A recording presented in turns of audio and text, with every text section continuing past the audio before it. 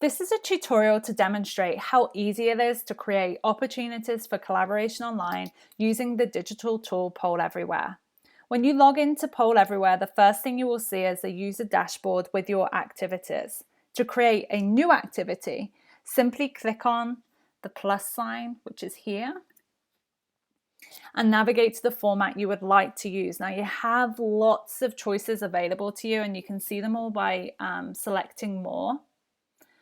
For the sake of time, I can't go through all of these different options. However, the steps that I take in creating a multiple choice question, many of those are transferable to some of these other options available to you.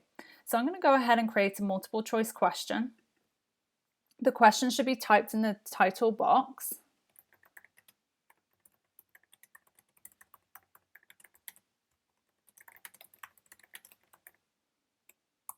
Below the title box, you are able to add options for the various answers participants can select from. So I'm going to go ahead and enter different options.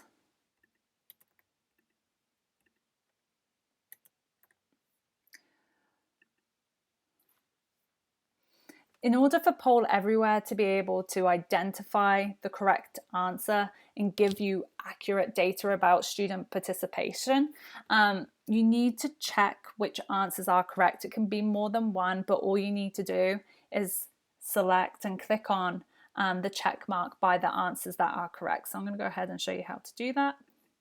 You just click on here and then you can create.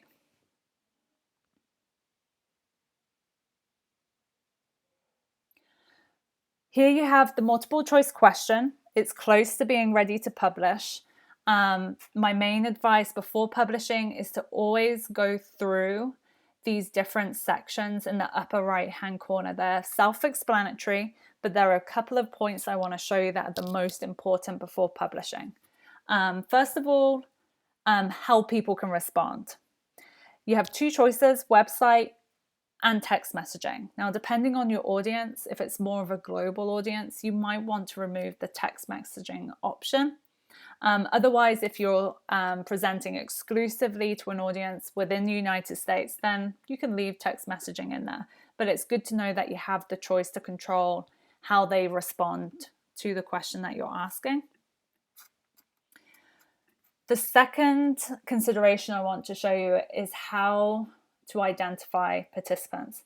You have, again, one of two choices. You can have them identify themselves by creating a screen name, or they can be completely anonymous. It is really up to you, and it depends on the type of activity and content you're working with. In this case, my question is constrained. I've given them choices. It's not a sensitive topic. I would like it to be a low stakes type activity, so I'm going to select completely anonymous. Otherwise, the final section, response settings, this just controls how many times people can respond to the question and also how many answers they can select. So this is all controlled here, but if you work your way through it, it guides you as to what to select, and you can edit it depending on your needs. You can then test the poll and question if you would like to. This has proved particularly useful in the past, especially when I was presenting the word clouds that I incorporated in the presentation at the beginning. For instance, I wanted to see whether participants could enter more than one word for the word cloud, and I quickly figured out that they couldn't. So that's why I had to set those parameters in order for the word cloud to be successful. In this case, I'm not going to test the poll, but just know when you do test, you have to activate it in order to be able to see if it works effectively for your needs. Finally, to present, you can find the link that you need in the share and embed, and it's just below here, copy response link. In order for people to participate, however, the link isn't enough. You have to activate the poll in order for people to be able to use the link successfully and share their ideas with their other peers online.